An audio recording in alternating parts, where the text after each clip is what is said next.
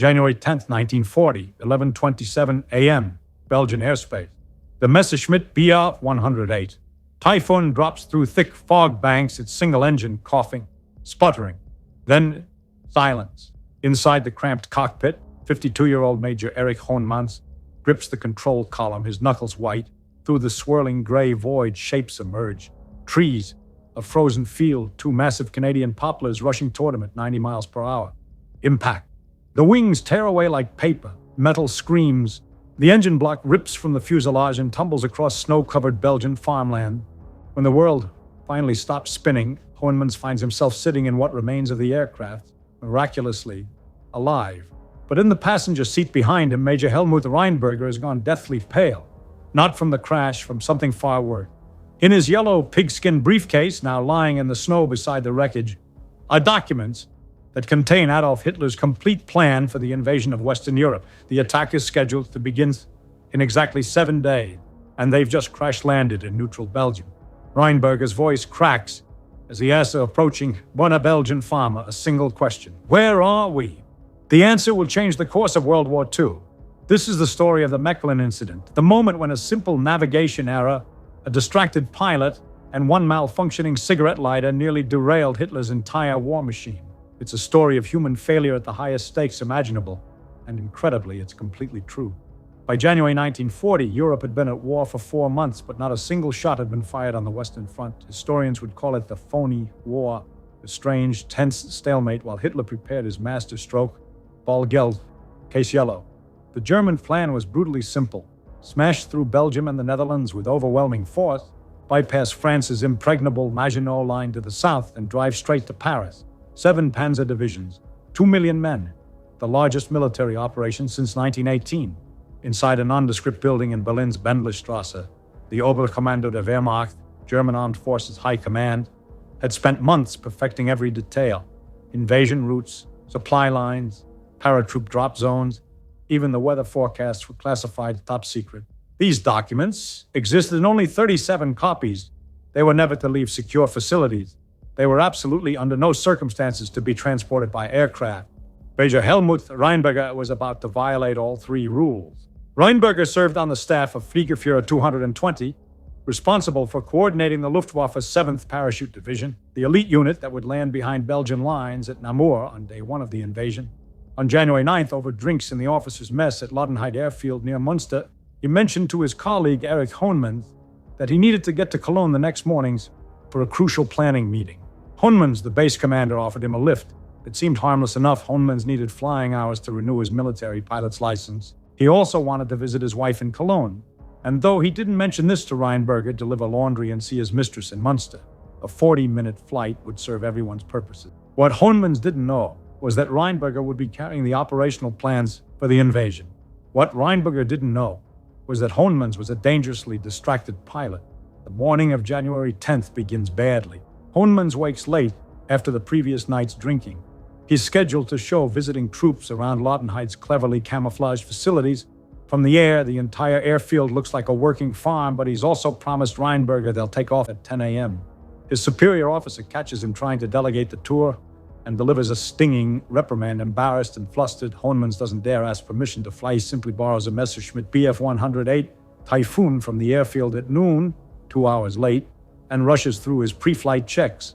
Witnesses later report he's in such a hurry he forgets navigation maps and has to run back to retrieve them. He doesn't request a weather update.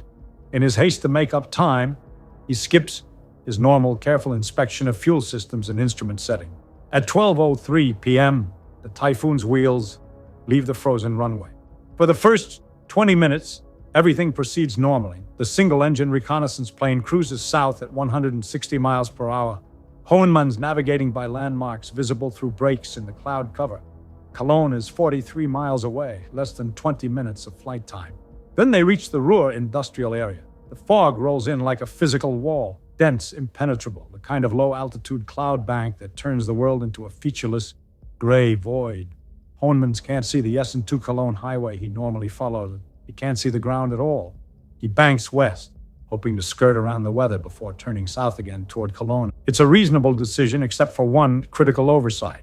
The Rhine River, his primary navigation landmark, is frozen solid and covered with snow. From the air, it's completely indistinguishable from the surrounding countryside. Hohnmans flies directly over it without realizing. Behind him in the passenger seat, Reinberger notices nothing wrong. He's reviewing his briefing notes, preparing for the afternoon meeting. The yellow pigskin briefcase rests against his leg, containing documents labeled Chefsache, top secret. Inside are detailed maps showing the exact locations where German paratroopers will land, the routes Panzer divisions will take, the precise composition of forces attacking each sector. Means a lot. If these papers fall into enemy hands, Hitler's entire strategy will be compromised. Minutes pass. The fog persists. Hohnmans peers down through the cockpit glass, searching desperately for any recognizable landmark, church spires, rail lines, rivers, anything. Instead, he sees only emptiness. Growing concerned, he begins circling, burning fuel while trying to get his bearings. Below him, though he doesn't know it yet, is the small Belgian village of Vught, just across the border from the Netherlands. He's not 20 miles from Cologne, he's 60 miles west of it, deep in Belgian airspace. Then something happens that multiple investigations will later struggle to explain.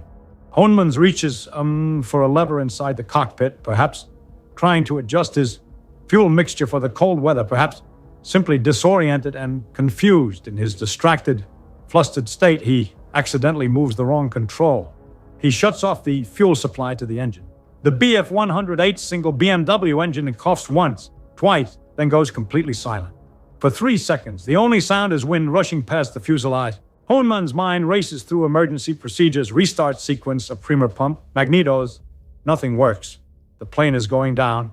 Through a break in the clouds, he spots a snow-covered field. No time to think, no time for a proper landing approach. He pushes the nose down, trading altitude for glide distance, and aims for the opening between 2 large trees. The Typhoon drops like a stone. At 11:32 a.m., traveling at nearly 70 miles per hour, the aircraft hits the ground. The landing gear crumples, and instantly the fuselage skids across ice and frozen earth, spraying snow in all directions. Both wings catch the 2 Canadian poplar trees Hohnmans tried to thread between and rip clean off.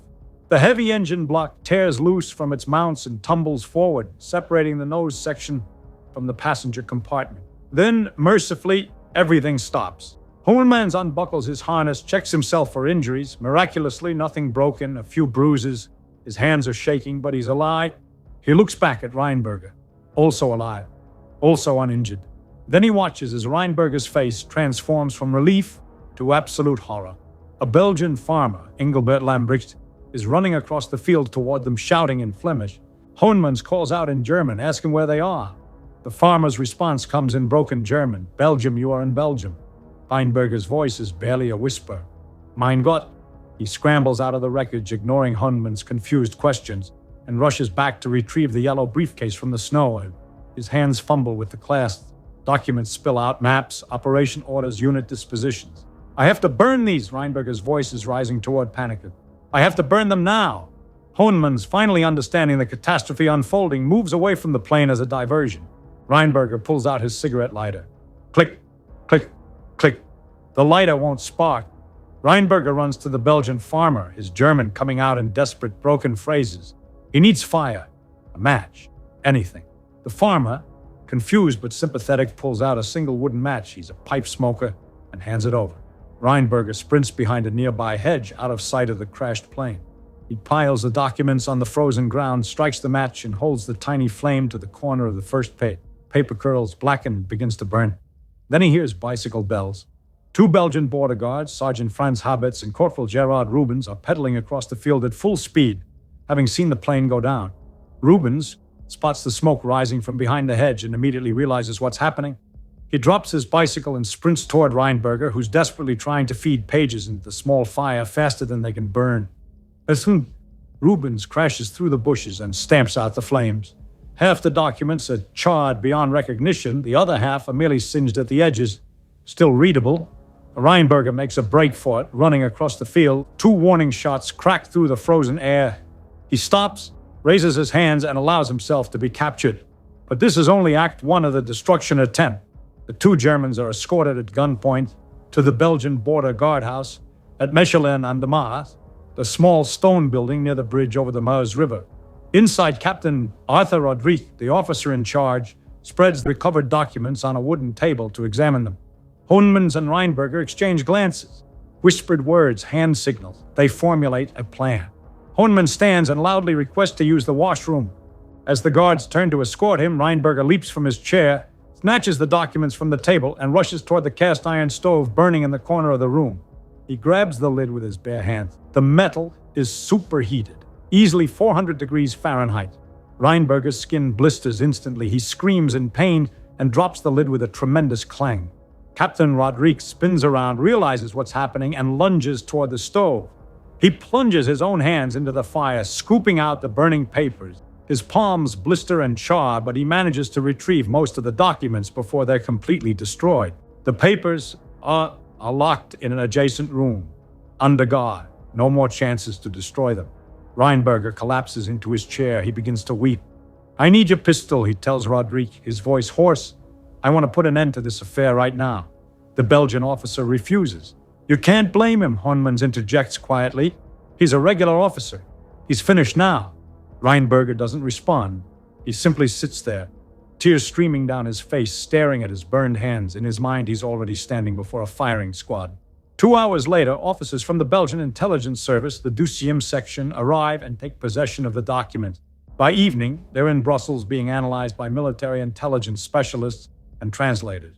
By midnight on January 10th, King Leopold III of Belgium knows that Germany plans to invade his country within the next 10 days. By 5 a.m. on January 11th, the French Supreme Commander Maurice Gamelin has been briefed. By noon, Winston Churchill, then First Lord of the Admiralty, has been informed through back channel. And in Berlin, in the Oberkommando der Wehrmacht headquarters, General Alfred Jodl makes an entry in his personal diary that captures the magnitude of the disaster. If the enemy is in possession of all the files, situation catastrophic was thought. What happened next was a masterpiece of deception on both sides. The Belgians, fearing the documents might be fake bait to trick them into calling in French and British troops, devised an elaborate ruse. They told Reinberger during interrogation that they couldn't understand the burned fragments, leading him to believe the information had been destroyed. Then they secretly recorded a meeting between Reinberger and the German air and army attachés, during which Reinberger confidently reported, "I burned the documents except for some pieces the size of the palm of my hand. Most of what couldn't be destroyed appears unimportant." This message was transmitted to Berlin. General Jodl's diary entry for January 13th reads, "Dispatch case burned for certain." Meanwhile, Hitler had already postponed the invasion scheduled for January 17th, not because the plans were compromised, but because of severe snowfall and poor road conditions along the Belgian-German border. The attack was delayed indefinitely, but the damage was done. On February 13, 1940, Jodl recorded a pivotal conversation with the Führer. Hitler had decided that Case Yellow, the plan Reinberger had carried, could no longer be used. The Allies knew too much. "We should attack in the direction of Sedan," Hitler told Jodl. "The enemy is not expecting us to attack there. The documents held by the Luftwaffe officers who crash-landed have convinced the enemy that we only intend to take over the Dutch and Belgian Channel coasts." What followed was one of the most consequential strategic pivots in military history. The original plan, a straightforward thrust through central Belgium, similar to the Schlieffen Plan of 1914, was scrapped. In its place came what would be known as the Manstein Plan, named for General Erich von Manstein, who had been advocating for precisely this change. Instead of attacking where the Allies expected, the main German thrust would come through the Ardennes forest, the heavily wooded, supposedly impassable terrain along the Belgian-Luxembourg border. 7 panzer divisions would cross the Meuse River at Sedan, then race to the English Channel, cutting off Allied forces in Belgium and trapping them against the sea. The attack in Belgium would still happen, but it would be a feint, the Matador's Cape, drawing the Allied bull forward while the sword waited elsewhere. French General Gamelin, despite possessing the captured German plans, never adjusted his defensive strategy. When the real invasion came on May 10, 1940, French and British forces rushed into Belgium exactly as the Germans hoped and walked straight into the trap. Within 6 weeks, France had fallen. Major Helmut Reinberger and Major Erich Hohnmans were tried in absentia by German military courts and sentenced to death for transporting classified documents by aircraft without authorization. The verdicts were never carried out. Both men spent the war in internment camps, first in Belgium, then Britain, then Canada. They were repatriated to Germany in prisoner exchanges in 1943 and 1944. Upon their return, they were retried. Hohnmans received a partial pardon. Reinberger was fully acquitted. Hohnmann's wife Annie was interrogated by the Gestapo, who suspected her husband might be a traitor. She defended him vigorously. The Gestapo investigated his affair with the woman in Munster and determined that while he was an unfaithful husband, he was not a spy. His 2 sons were allowed to serve in the Wehrmacht. Both were killed in action. The documents Reinberger tried so desperately to burn are preserved today in the Royal Museum of the Armed Forces and Military History in Brussels. You can still see the scorch marks. The most haunting question remains. What if? What if Hohnmann's hadn't been rushing that morning? What if he'd checked the weather? What if his lighter had worked? What if Corporal Rubens had been 2 seconds slower reaching those burning papers? Would France have fallen in 6 weeks? If Germany had stuck to the original plan, would Dunkirk have happened? Would Britain have stood alone? We'll never know. But we do know this. On January 10, 1940, in a frozen field in Belgium, one pilot's error, a navigation mistake, a distracted moment, an accidentally moved lever, changed the strategic calculus of the Second World War. Sometimes the hinge of history is smaller than we imagine. Sometimes it's the size of a cockpit lever, a malfunctioning lighter, and a yellow pigskin briefcase lying in the snow. And sometimes the most consequential intelligence breach in modern warfare happens not through espionage or code breaking, but through simple human error, the kind that could happen to anyone, on any day, when we're rushing, when we're distracted, when we forget to check the weather. The wreckage of the Messerschmitt Bf 108 was cleared from that Belgian field 85 years ago, but the consequences of that crash are still with us.